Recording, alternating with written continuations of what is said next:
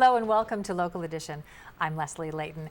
With us today, Curt Hagman, Assemblyman, to talk about some of the things going on in Sacramento and more specifically locally concerning green energy and some of our infrastructure.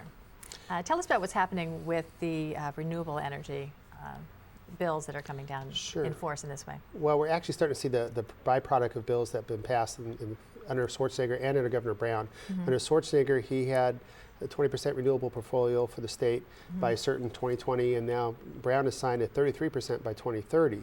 So every utility company that produces electricity in California is required to have a green component of their electricity. Solar, wind towers, you see them out in different locations.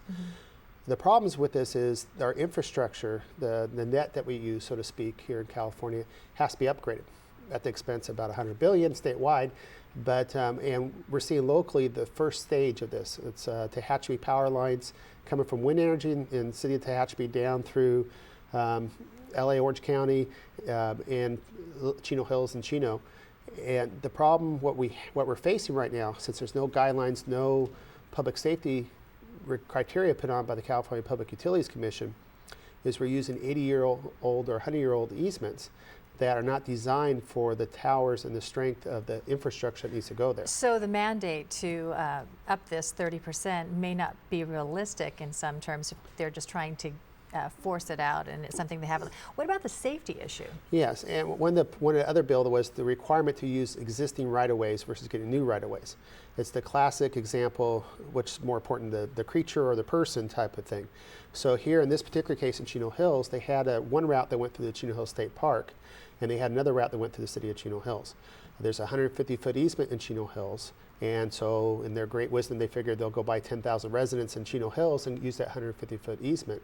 And they're putting 200-plus foot towers with wingspans, so to speak, of 100 feet over people's backyards with 550 kilovolt power going through there.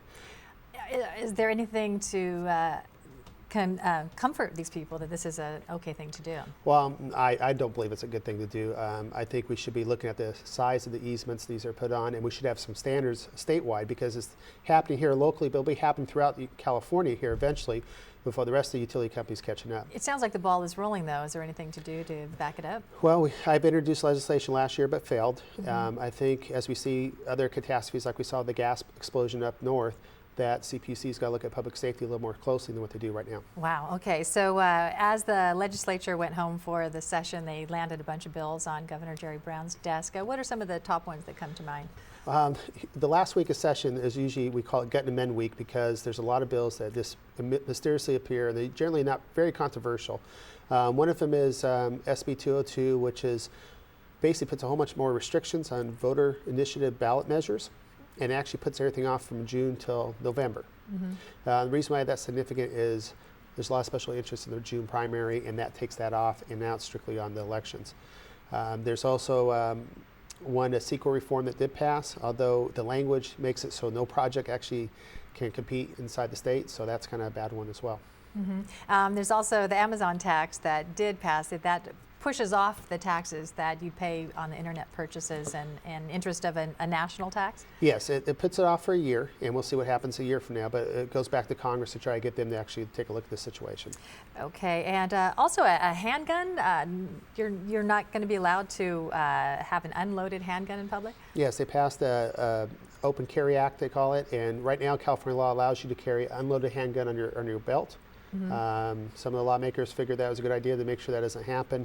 I personally don't agree with that, but that's one of the things they took away this year as well. Okay.